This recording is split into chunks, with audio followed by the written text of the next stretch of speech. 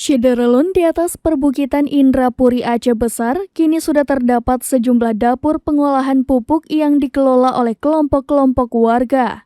Pada Jumat 12 Agustus 2023, Irwil 5 Itwasumpori Brigjen Pol Dr. Andes Gatot Trisuryanta MSI dan CIO PT Transkontinen Ismail Rashid melakukan peninjauan langsung ke salah satu dapur magnesium dan organik di kawasan perbukitan Indrapuri Aceh Besar. Pak Otang, salah satu pemilik pabrik pupuk magnesium, dalam wawancaranya dengan serampinews.com mengatakan, pupuk dari batu mengandung magnesium oksida ini berfungsi untuk memperbaiki unsur hara dan kesuburan tanah. Dalam kesempatan itu, Ismail Rashid yang merupakan penggagas Aceh Business Forum menyatakan minatnya untuk membantu dan memfasilitasi pengusaha pupuk magnesium ini untuk memperluas pangsa pasar. Ia berharap dengan kerjasama semua pihak, kekayaan alam Aceh Besar ini tidak hanya menjangkau pasar lokal dan nasional, tapi juga di level internasional. Sementara Gatot Trisuryanta menyatakan bahwa kehadirannya di lokasi pupuk magnesium ini sebagai bagian dari program presisi Kapolri Jenderal Polisi Dr. Andes Listio Sigit Prabowo MSI, yakni untuk mengawal dan menjamin keamanan serta kemudahan berinvestasi para investor, serta pemberdayaan ekonomi melalui UMKM. Berikut wawancara lengkap pemilik pabrik pengolahan pupuk magnesium Pak Otang, CIO PT Transkontinen Ismail Rashid, dan Irwil 5 Itwasumpori Brigjen Pol Gatot Trisuryanta. Pak Otang dulu tentang apa saja yang ada di lokasi ini. Di lokasi ini sementara yang kita kelola untuk produksi pupuk magnesium. Atau kalau untuk kimianya itu disebut MDO. Berapa produksinya per bulan? Kalau produksi, kalau saya produksi bisa sampai mencapai 100 ton berbentuk granular, kalau tepung bisa 200 ton. Pasarnya kemana saja? Pasarnya itu sampai ke Lampung. Sampai ke Lampung. Berarti sudah izin ini sudah semua ya, sudah ada izin sudah, dari izin tambang sampai izin produksi sudah. Yang sering kendala itu di izin Deptan. Izin Deptan itu prosedurnya terlalu jauh jangka waktu. Karena harus tahap demi tahap baru bisa untuk dapat Deptan. Jadi harus kita ikuti prosedur itu. Nah ini kita mohon kalau bisa bagaimana caranya ini dipersingkat atau dibantu oleh dinas-dinas terkait supaya bisa jangan ada kendala lagi untuk pemasaran di lapangan dan barang ini terkontrol. Tapi itu yang beredar domestik kan, kalau ekspor nggak salah ya? Ekspor nggak ada, ekspor nggak masalah. Ini yang domestik yang lokal. Kalau jumlah pabrik termasuk yang kecil-kecil yang bisa kita katakan industri rumahan, itu jumlahnya udah sekitar 70. 70 ya? Kita bayangkan kalau 70 tenaga kerjanya berapa yang terserap? Ini di Kecamatan Indrapuri ya? Kecamatan Indrapuri aja. Iya. Lain di Kota Malaka? Sudah termasuk Kota Malaka. Termasuk Kota Malaka. Ini pupuk untuk apa aja nih? Fungsinya sebenarnya pupuk magnesium itu untuk memperbaiki kadar asam tanah. Jadi untuk tanaman apa aja digunakan. Utamanya untuk tanah-tanah seperti kalau sawit itu yang lahannya gambut. Ya, baik. Inilah obatnya. Ya Bang Is mungkin melihat ke sini Bang Ismail Rashid nih apa yang sedang dilihat atau ada prospek apa nih? Kalau saya lihat Bang, yang pertama nih potensi Aceh ya. Kita punya sangat banyak sumber daya alam, salah satunya ini kan pupuk magnesium. Sebenarnya kita udah bahas nih di ABF mulai dari awal. Kan ada Bang Dena, ada Pak Cik. Ya. Saya melihat ini untuk menghubungkan bagaimana resource ini kita bisa lakukan kontrol dalam konteks yang pertama pemberdayaan ekonomi masyarakat.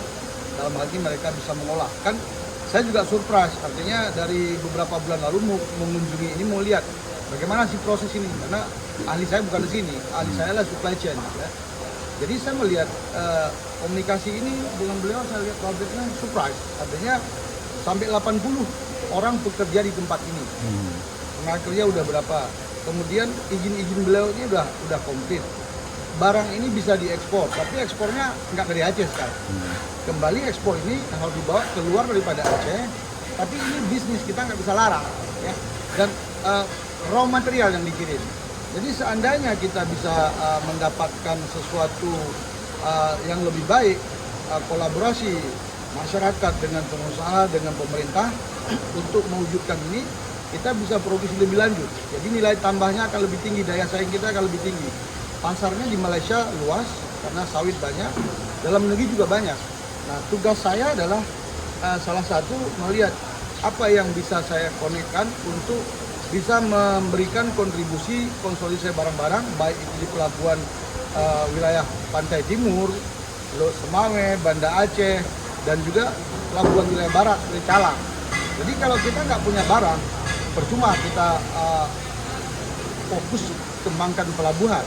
Tetapi ini paralel, saya sebagai orang lokal yang melihat supply chain ini bisa dikembangkan. Seperti trip kita kemarin ke Kuala Lumpur ke Port Klang. Jadi ini sebenarnya sudah sangat modern hasil produksi. Saya melihat hasil tes sudah ada, pasarnya ada, tetapi masih beberapa kendala dalam hal ketidakpastian dalam penjualan. Kemudian yang seperti disampaikan Pak tadi, bahwa beliau ini perlu dukungan bagaimana untuk menstandarkan ini. Nah, ini mungkin dari sisi kami mencari solusi, tetapi fokus saya adalah bagaimana tugasnya melihat potensi-potensi barang yang bisa kita kumpulkan untuk kita keluarkan lewat pelabuhan kita, baik tujuan ekspor maupun domestik. Banyak, cukup banyak. Kalaupun kurang, mungkin kalau asosiasi bermohon ke pemerintah, itu yang namanya hutan lindung bisa dikonversi, bisa digeser untuk kebutuhan untuk ini. Dan lagian dikatakan hutan pun, akibat dari magnesium ini di atasnya nggak tumbuh kayu, jadi namanya aja kawasan hutan. Sebenarnya bisa dimanfaatkan asal dengan kita bentuk persatuan atau organisasi, kita bermohon bersama-sama, ya rasa pemerintah mengabulkan, dan banyak contoh seperti itu. Beliau adalah Irwil 5 Itwasum Polri. Nah, ini bagaimana Pak? Tadi sudah berdiskusi di sini juga. Sebetulnya ini kan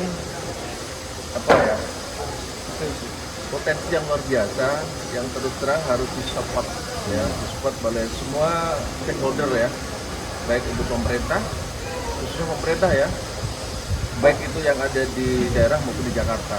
Dan tentunya ini juga kami juga dengan program pemerintah adalah pemberdayaan daripada UMKM. Ini juga salah satu program prioritas pemerintah bagaimana meningkatkan sumber daya ekonomi masyarakat. Nah, ini tentunya kalau kita berkolaborasi dengan bagus, tadi ahlinya masing-masing punya keahlian dan ini bisa dikelola dengan baik, saya kira juga ini akan akan memberikan, memajukan daerah ini juga gitu loh. Tinggal nanti bagaimana kita evaluasi. Kaitannya tadi yang sampaikan Pak Ota, ada namanya masih ada pungutan liar, kesulitan di dalam izin dan sebagainya. Tentunya ini juga akan nanti kita support di mana letaknya sehingga bagaimana semua bisa berjalan dengan baik. Artinya program ini harus jalan sesuai dengan diharapkan semua pihak. Ini kan menyangkut dengan alam, ya. Alam sudah menyediakan semua. Yang paling penting di sini tata kelolanya, ya. Yang berusaha harus memperhatikan, pemerintah memperhatikan supaya tata kelola ini benar-benar tidak merusak lingkungan, ya. Yang kedua, kita bicara sustainability, ya, berkelanjutan. Jadi lingkungan ini, kalau ini saya pikir sebelum ada penataan khusus dari pemerintah sudah sangat well managed. Perlu hanya beberapa sentuhan baru untuk bagaimana ini supaya bisa dikelola dengan baik, tidak terjadi konflik di akar rumput. Dan ini saya pikir beliau tadi sampaikan sudah ada asosiasi juga, tinggal ini kan dibenahi. Tapi kita bicara sustainability itu menyangkut dengan kelestarian alam, menyangkut dengan supply yang kontinu. Kita mesti lihat sumber-sumber lain yang mana yang masih bisa diolah secara bersama, dan ini harus paralel dengan KLH, dengan yang berkaitan dengan tata ruang kota dan lain-lain. Jadi pelabuhan bisa tersupport, masyarakat bisa hidup, kemudian juga pekerjaan dari masyarakat ini, tenaga kerja terserap, ekspor kita keluar dari daerah ini dan memberikan PAD untuk Aceh sendiri. Jadi ini semua akan bergulir bagus kalau semua stakeholder ini bisa duduk bareng, dan solusi pelabuhan kita adalah harus hidup. Kalau ini nggak dibenahin, nggak ada barang. Bagaimana kapal mau datang? Tapi kalau barangnya ada, besok pagi semua orang berani, saya kirim kapal 10.000 ton, ada barangnya. Dan ini nggak bisa sporadis, artinya dikirim hari ini, besok nggak ada, lusa nggak ada. Kita bisa buat plan. Saya kebetulan bukan di ahli ini, tapi saya mampu untuk di supply chain. Dan ini adalah mengconnecting beberapa ini untuk kita sama-sama kita melihat bagaimana kita saling bersinergi untuk menghidupkan Aceh yang lebih mandiri.